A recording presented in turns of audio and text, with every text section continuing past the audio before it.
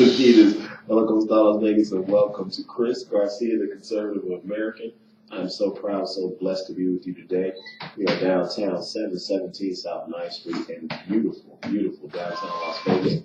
It's cooking today. It's going to be 116 degrees. So once again, everybody make sure that you watch out for your children. Watch out for, if you have any elderly people living with you, watch out for your pets. Do not leave them in cars when you go into the store. The temperature can soar to up to 130, 140 degrees inside your vehicle. So just be careful, please. With that being said, I just want to talk a little bit about Donald Trump, the rally that he had in Iowa yesterday. It was typical Trump. It was fantastic. It was great. I love it when he goes directly to the people, connects directly to the people. I think that is Donald Trump's strength. Just bypassing, dealing with all these politicos, all these senators and all these representatives. When he just makes his case directly to the people, that's when he's at his strongest. It was just a great rally yesterday. Once again, he was talking about immigration. He was talking about building the wall. And, while he was giving this speech, there were farmers that were outside and they were protesting his speech, and they were saying that because of his immigration laws, there aren't enough migrant workers, to do the work. There are a lot of crops in Iowa that are failing. That's the stupidest thing you ever heard in your entire life. So you can't hire anyone else to do your crops. It just has to be migrant workers from Mexico. Those are the only people that will work in your field. Those are the only people that will pick your crops. That is, the Democrats have pounded it in our head for so long that those are the only people that do those kind of jobs. Well, there wouldn't be any clean cars if you didn't have illegal Mexicans or illegal immigrants working at the car wash. I worked at car washes. If my friend EJ is listening right now, he knows when I start saying this, he usually has something to say, but I worked at car washes. I'm not an illegal immigrant. I needed the money. And at the time, that was the only thing that I could. Well, it wouldn't be no clean dishes in restaurants if it wasn't for migrant workers. And you know what's coming, right? I was a dishwasher.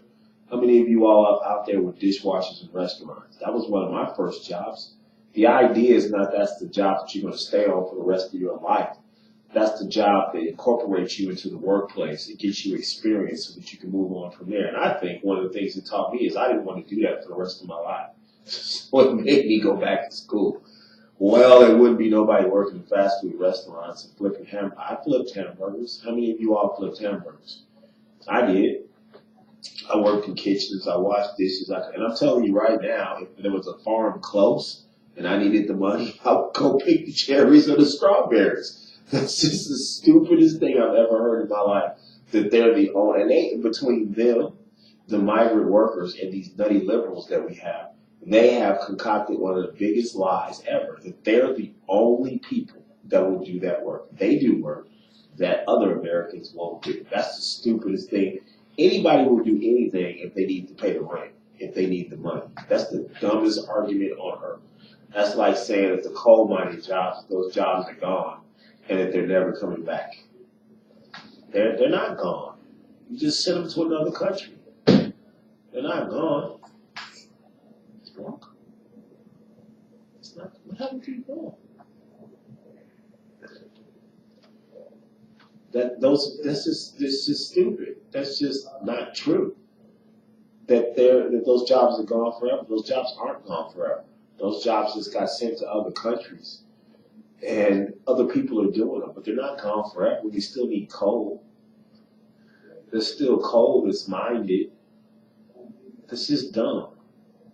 Of course there's jobs like that. That's just stupid. So for people to say that, it's just ignorant. There are jobs like that. People haven't stopped working those jobs. People haven't stopped doing that. That's just silly. And so we have to get over that. We have to stop believing that hoax. We have to stop believing that rhetoric, that these are the only people that would do that kind of work, because that's just not true. And so that was one of the things that was going on yesterday outside his rally. But inside his rally, You know, he was just talking about how the Democrats and how everybody keeps hitting him and keeps thinking that he's going to go away, and he's not. He's not going to go away. He's going to keep fighting for the American people. He's not going away. And so I think that that's silly for them to think that. He is a fighter. He will never go away. He will never stop. And I think that it's just incredible, the work ethic and the fight the President of the United States has for the American people. I think he's a fantastic president. I think he is a great, great, great president. Donald J. Trump is doing a fantastic job. I love his speeches. I love the looks on his face, the expressions that he makes when he's talking about somebody else. You see him poke out his lip and he gets that look on his face. They say he'll never get health care done. He pokes out his lips. You know, he's like, I've been in there 5 months. When did Bill and Hillary Clinton pass anything? How long did Hillary Clinton, remember she was the champion of health care? She was the champion of health care for years before her husband won. And then for the 8 years that she was in office, they didn't get nothing done on health care. He's going to get something done, but like he said, they're saying that he's not going to get anything done. He's been in office for 5 months, a little over 150 days. It's just incredible. I think he's doing a great job. I think he's fighting for the American people. And yet you continue to see these nutty liberals want us to be a sanctuary country. Let's forget sanctuary cities. They want this to be a sanctuary country. They want the United States of America to just have open borders. They want the United States of America for you to let anybody in. For there to be no background checks, for there to be no vetting. Do you see what's happening in England? Do you see? This is what leads to the return of extremist parties. That's what happens.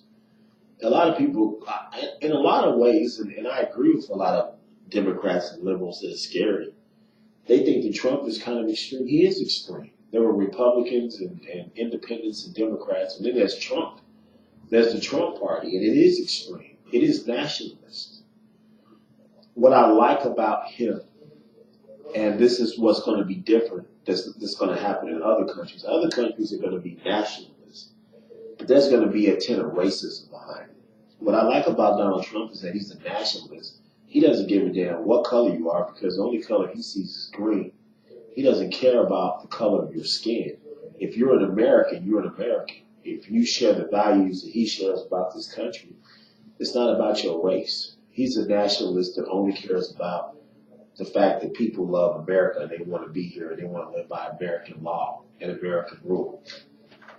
But what's going to happen in other countries, because they have had open borders for decades, and now they're starting to rule what they sow, and now they're having terrorist attacks in Germany and England and France and a lot of European countries because they had these nutty liberal leaders and prime ministers for years in those countries, like Angela Merkel, and I can go on and on and on. And now they're reaping what they've sown. Now,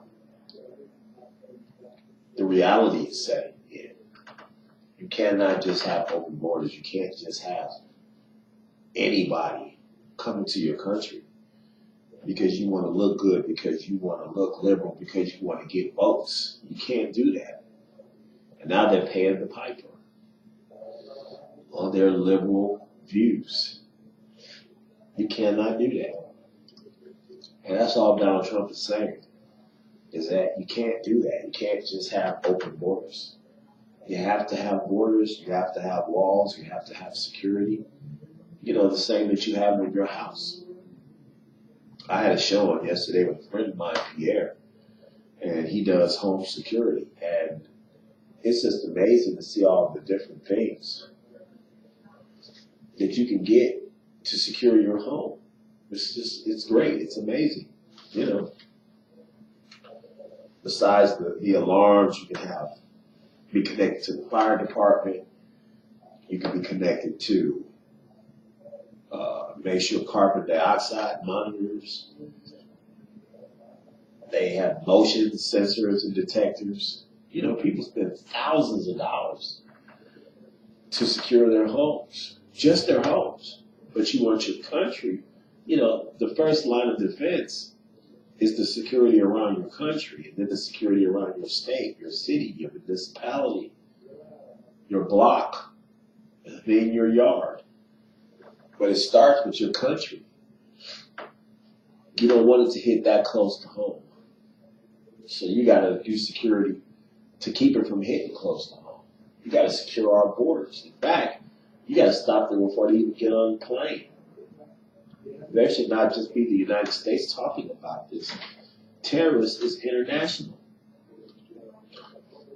It's why he's been getting on people about paying their fair share into NATO. Why are the 28 countries in NATO, and 25 of them aren't paying their dues? And the other two, besides the United States, are very, very small countries, and their GDP is not going to be that much. But you got countries skating like Russia and China and Japan and so on and so forth. These are huge economies, the second, third, and fourth biggest economies in the world, and yet they're not paying their 2% of GDP, which can make a huge difference in fighting against terrorism. Why are we basically going it alone? Well, and that's why what's happening is what's happening in some of these countries. You come on the news, and if it seems like an uptick in terrorism, if it seems like there are daily attacks happening, there are. They're planning attacks in those mosques. You know, I said it the other day. I did a whole show on it. And every single time there is a terrorist attack, the liberals already come to the defense of the terrorist. That's the first thing that they do, right? They come to the defense of the terrorist.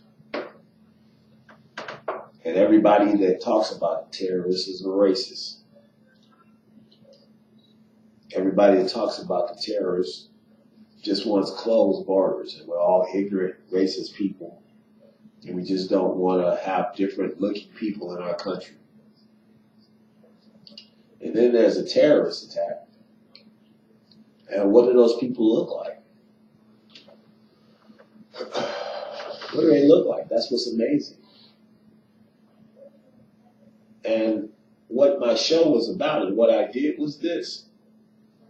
If it's such a peaceful religion, if it's such a peaceful religious book, the Quran, and everything is supposed to be so peaceful, then why do they scream Allahu Akbar? Why do they talk about Sharia law? And then they strap bombs to themselves and kill 8-year-old girls at an Ariana Grande concert in Manchester, England, if your religion is supposed to be so peaceful? And where is the outrage?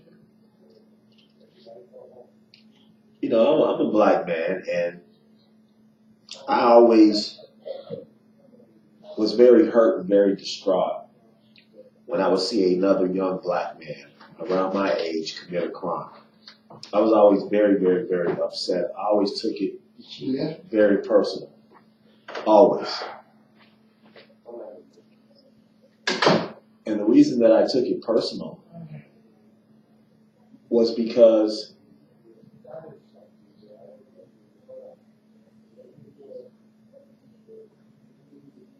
it was somebody that looked like me. And I knew that everywhere that I went, I was going to be viewed that way.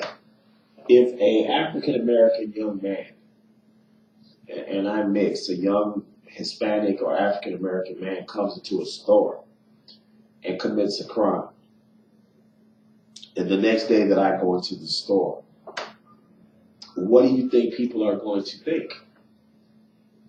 That's just human nature. I just got robbed yesterday by somebody that looks like you. And here you come into the store. And I would always, when people get this story, they always get mad. And you know what? I never got mad at the people. I always got mad at myself, and I always got mad at my race. I always took it very personal.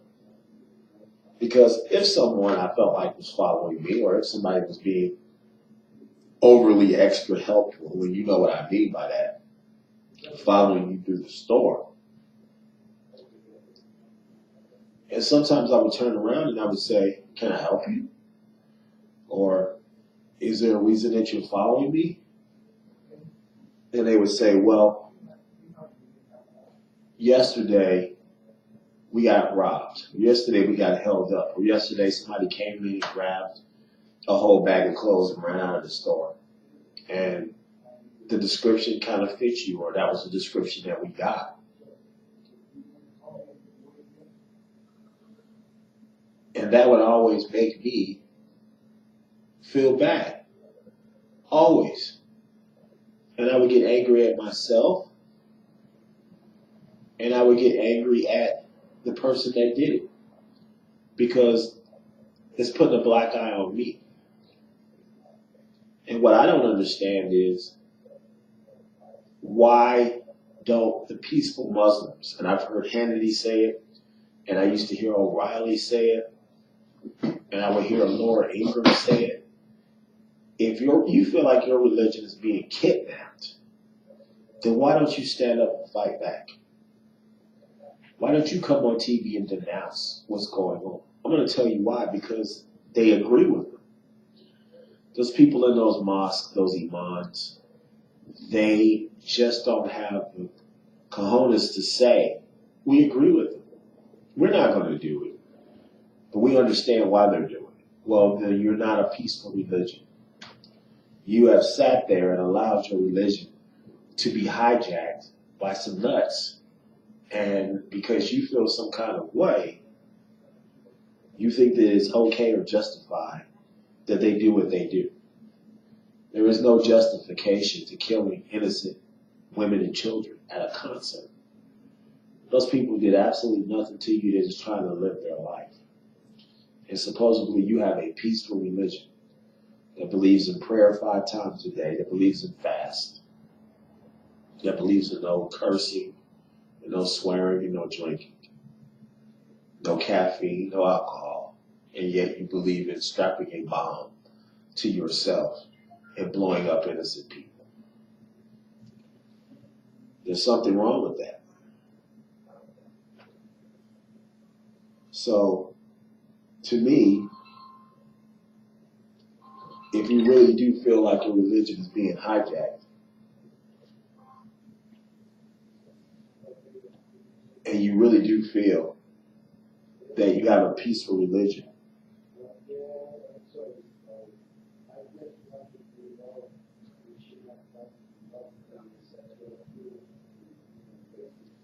then why don't you stand up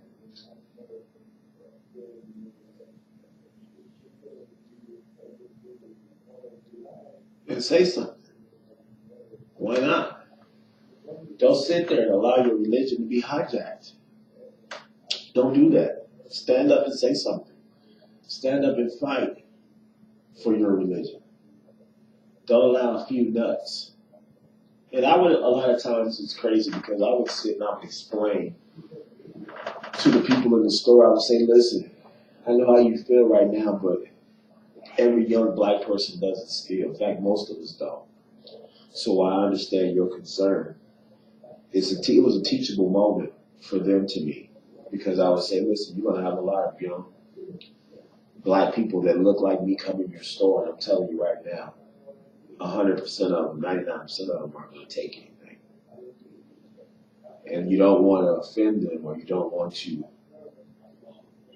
have people feel like they're being followed or made to feel that they're uncomfortable because of something someone else did.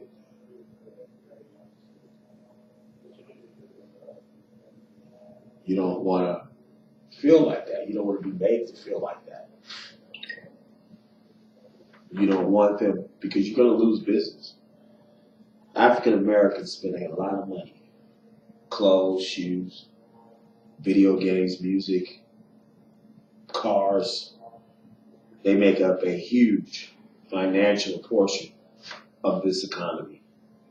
And so the last thing that you want to do is offend them from patronizing your business. So you don't want one incident or two incidences or 10 incidences to start deterring people of color from coming to your business. And I would talk to them about that. I would say, listen, you don't want to do that because you're going to have a lot of people of color coming into your business, whether they be black or Hispanic. But the reason that I would do that, the reason I felt like it was a teachable moment, was because I felt bad personally. I took it personal. And I'm just wondering where the Muslims are that are taking it personal. Why aren't they taking it personal? They're watching their religion be hijacked. They're watching what's going on. And yet they're not stepping up and they're not saying anything. They're not doing anything. I never see a bunch of Muslims, a bunch of people studying Islam, stand up on TV, on camera, after a terrorist attack, and apologize, denounce anything a terrorist attack. I never see that. The only thing that they do is they say they have a peaceful religion and don't judge all of us. Well, that's fine. That's fine. Maybe you do have a peaceful religion, and you're right. Everybody shouldn't be judged because of what a few people do. But I know for a fact, and I've been to many a mosque and in Chicago, and I've studied Islam, and I'm here to tell the American people, there are a lot of imams, there are a lot of teachers of Islam in those mosques that do study terrorism, that do believe that America is the great devil, that do push Sharia law. And they don't want the best for this country. And I've been in a situation where a lot of people agree with what the imam is saying. So you cannot feel bad about us as Americans, as people,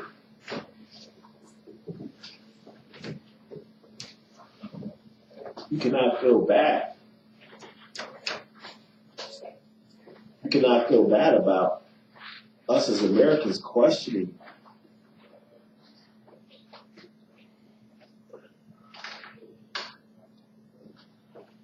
what you want to do, questioning your allegiance to our country. Do you want the best for our country?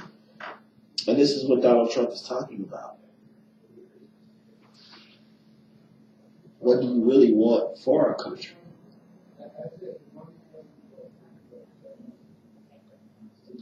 Why aren't you standing up and denouncing these terrorist attacks?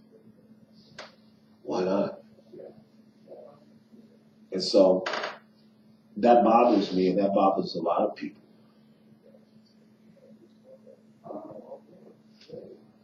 So I think that if you are a Muslim out there, if you feel like your religion is being hijacked, if you feel like Donald Trump is wrong for wanting to vet you, if you come from one of these Middle Eastern countries, whether it be Syria or Iraq or Iran or Jordan or anything like that,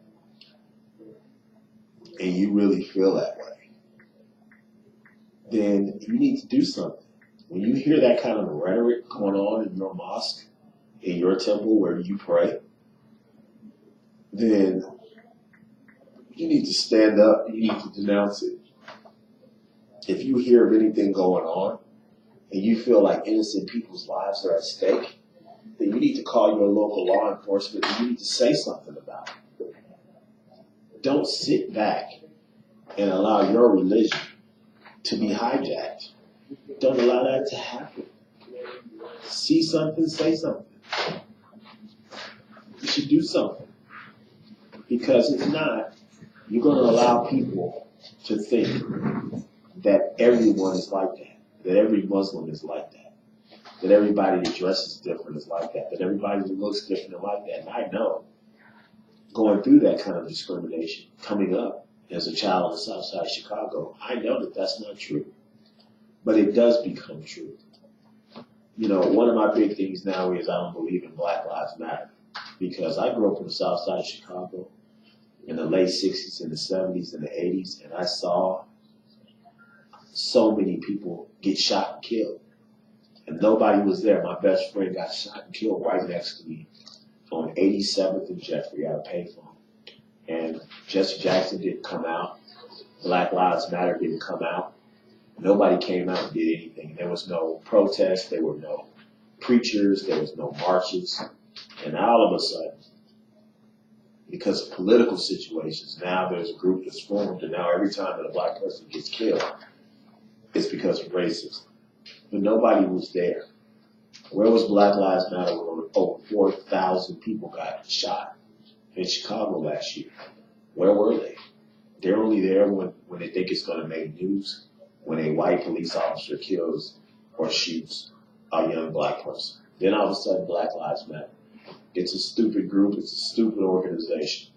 And I don't believe in it. First of all lives matter. It's a dumb group. And so, if you don't want to be labeled, if you don't want your particular race or organization or religion to be labeled, then if you feel like your religion or your race or your organization is being hijacked by a few fools, then you need to stand up and need to say something about it. And that's all Donald Trump is saying. We don't know who, where, what, why. Let's ask some questions. And until we do, let's shut things down. Let's close the borders until we figure out what in the heck is going on. Because there's too many attacks going on. There's too many people losing their lives all over the world. We got American citizens losing their lives in England, in Germany. We need to figure out what's going on. We need to figure out why these people want to come here. And I think one of the biggest things that he did was saying that there will be a 5-year ban on receiving any kind of welfare from the United States of America when you first come here. I think what Donald Trump said, that was excellent. And it needs to be enforced. It needs to be enforced. Because you should come here to contribute, not live off of. I want to thank you so much for listening. Once again, the Las Vegas Tribune is up. Go online and look up the Las Vegas Tribune, the only independent newspaper in the city of Las Vegas. We are once again broadcasting on radiotribune.com, www.radiotribune.com, where you can get all the shows streaming live Monday through Friday, and we also replay them on the weekends. Thank you so much for watching me once again. Some of my shows will be up in the next couple of days. We're kind of putting a lot of shows up together now. So just, again, push subscribe. And you might not get a show every day, but you might get 3 shows in one day. So you can sit back for a couple hours and watch me and listen to Chris Garcia. I see the subscribers. I see the numbers going up. I appreciate you watching. Tell your friends to push subscribe and watch my shows. I told you I will always fight for the American people. God bless America, God bless our troops, and Godspeed to our great president, Donald J. Trump. Thank you for watching.